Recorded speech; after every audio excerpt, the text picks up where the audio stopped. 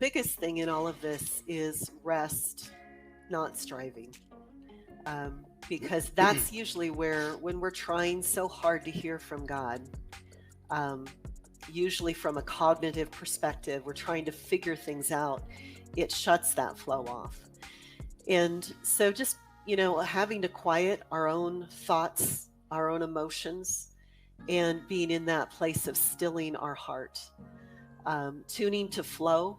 We love Mark Verkler, was how we first, came into this in the two-way journaling. And I still, regularly, daily, do the two-way journaling with God. And it's so beautiful just to come and go, here I am.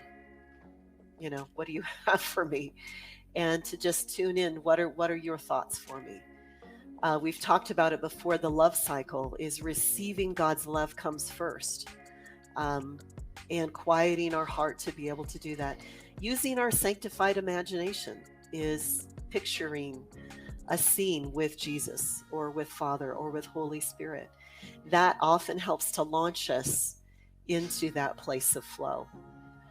And then you had a comment about fasting. Yeah, the fasting can be helpful if done from a place of rest. And so I just thought this would be a good place.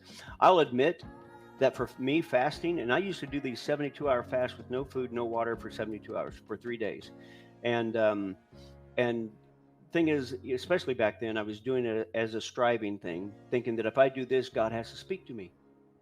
And I'll just tell you that even when I got past that, every time I'd fast, it was just like for nothing for me. So for me, fasting is very seldom ever brought anything, because oftentimes the reason we fast is we want an answer. And therefore, we're doing it for a reason, for a purpose, because we want something, versus just feeling the freedom. And now other people I know fast, and they fast because for them, it brings this spiritual level up to a higher place. For me, it just makes me angry because I'm hungry all the time. That's all I can think about is food.